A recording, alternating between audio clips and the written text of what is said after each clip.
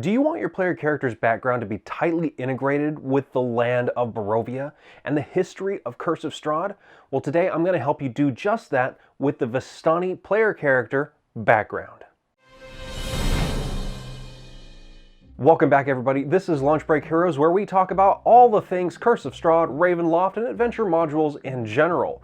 If you haven't subscribed yet, go ahead and click that button down there along with the bell so you don't miss any of our videos. That being said, let's talk about how you can make a Vistani player character and make them awesome. The Vistani people have been a staple of Dungeons & Dragons ever since they were introduced back in 1st edition with I6 Ravenloft, the adventure module that introduced the world to Strahd von Zarovich. Among the people of Barovia, the Vistani are unique in that they can leave any time they want. They can travel through Strahd's mist unhindered and unpoisoned, unharmed, all thanks to a deal that Strahd made with the Vistani people generations ago. They did him a solid, and so he's like, "Yo, I got your back. Anytime you want to come and go, that's cool with me. Just go. It's no problem." And so they do. They make their home base, however, in Barovia. They stay there, and this is for a variety of reasons. Regardless of why they want to stay in Barovia, let's go over a few of the things that all Vistani have in common that you can work into your player character's background. One of the central concepts of a Vistani character is something that we've already touched upon, and that is their freedom, their ability to leave Barovia anytime that they want. This freedom runs counter to the themes of Curse of Strahd, and that is entrapment and isolation. If your player character can leave Barovia whenever, then what is their motivation for actually staying in Barovia and seeing the narrative to its ultimate end? In cases like these, where you have a Vistani player character, you have to figure out a different motivation. It can't just be escape because, well, they can escape anytime. It could be that they have friends that are trapped and they want to help them. Or they've seen the evils that Strahd is doing in Barovia and they want to stop him. They can't leave until they know that this evil is gone for good. No matter what, you have to figure out a way to keep the player characters in Barovia, or else the whole story of your Curse of Strahd game is gonna have a big monkey wrench in it. Another central tenet to a Vistani background is a focus on family. Vistani grow up in these tight-knit family groups, which are a part of a larger clan structure called a task. We'll talk more about tasks in just a minute.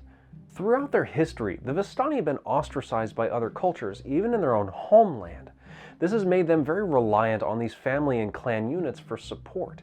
It's not that they're aloof or isolationist by nature. This is something that has been pressed upon them by outside circumstances. Now, speaking of these clan structures, once again, called tasks, each Vistani clan is part of a particular task. Now, tasks are almost like nations within the Vistani culture. And in terms of mechanics, they come with their own stat bonuses and abilities, which we're going to cover a little later on in this video. Those Vistani that don't stay with their family their entire lives end up becoming wanderers.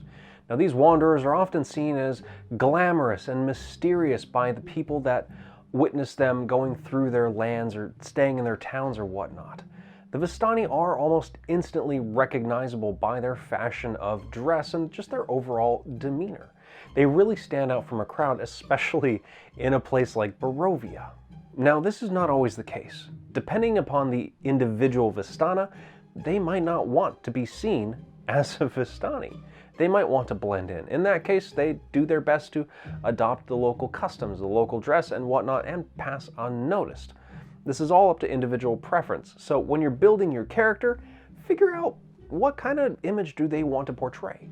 Do they want to be seen as the Vistani with the bright colors and the magic tricks and all of that? Or are they more subdued? Are they undercover, basically? A conversation about the central ideas around a Vistani background and personality wouldn't be complete without talking about their relationship to Strahd von Zarovich. Most of the people of Barovia are deeply suspicious and prejudiced against the Vistani. Heck, they won't even let them into Vallaki. The Barovians all think that the Vistani serve Strahd. They're the devil's servants, as they call them. This just isn't true. The Vistani as a people are neutral at best. They don't, as a whole, serve Strahd or work against him or anything. It all comes down to individual preference and motivation. As an entire people, the Vistani have Strahd's protection. They helped him way back when, or Madame Ava made a deal with him, depending upon which canon you're going with. But regardless, Strahd protects the Vistani. He, at the very least, has a non-aggression pact with them and lets them move through the mist. He doesn't see them as an enemy, per se, nor as a friend. He does, however, see some individual Vistani as useful tools. One such Vistana is Aragal. He's actually working for Strahd, in that he brings adventurers into the domain and he'll turn the adventurers over to Strahd if the opportunity presents itself. But despite what most Barovians think, folks like Aragal are the exception. Most Vistani are completely neutral on the subject of Strahd and his relation to the Barovian people. Other Vistana, however, they actively work against Strahd. They see what he's doing as completely evil and that he needs to be stopped. Case in point, we have Esmeralda and Madame Ava herself. When you're building your player character, consider how they think about Strahd. What is their relationship to the Vampire Lord? Do they hate him and think what he's doing is evil, or are they ambivalent? Or maybe you're playing an evil character and they're like Aragal. They're actually in cahoots with Strahd. That's kind of messed up, but roll with it. Now that we've talked about all of that, it's time to go over some of the mechanics behind being a Vistani player character. But before we do that, you should know you can get this guide and all of the other Lunch Break Heroes guides to download and keep forever for just $1 over on Patreon. If you don't want to do that, like I said at the beginning of the video, click subscribe and we'll see you back here for our next video. Now this one's a bit special in that everybody's gonna get this PDF. You can find it down in the description below. You can download this and hand it off to your friends, whatever. Keep it. Build your Vistani player characters. Let us know what you think and how things work out for you in Barovia. I'd love to hear it down in the comments section below. Now with that out of the way, let's talk about some of the mechanical benefits that come with being a Vistani player character. The first one is an ability score increase. Any ability score of your choice, +1. There you go. The next one is you're a mist walker. You can travel through the mists of Barovia unhindered. You can't take any guests though. And like I said early on in the video, you as the DM, or your DM if you're a player, is gonna have to figure out some motivation for you to stay in Barovia and see this thing through to the end. So use your Mistwalker ability judiciously. The next is curse. You can lay a curse upon another humanoid, and the downloadable document that we have for you lays out some of the details of this mechanically and how it works. The same thing with the next ability, Evil Eye. Now this is, it bears a resemblance to what you will find in the module for Curse of Strahd regarding Vistani NPCs. We've changed it a bit to make it a bit more fair for player characters, so check that out. And our last one here is languages. You learn the common tongue and you get to learn one other language of your choice that you've picked up on your travels.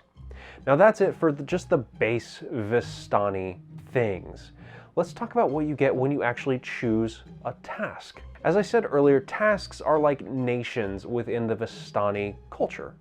Each one of them has their own flavor, if you will. So you get to choose from any one of these tasks for your character. Let's go over them right now. First up, we have the Balm task, who values artistry and performance above all else.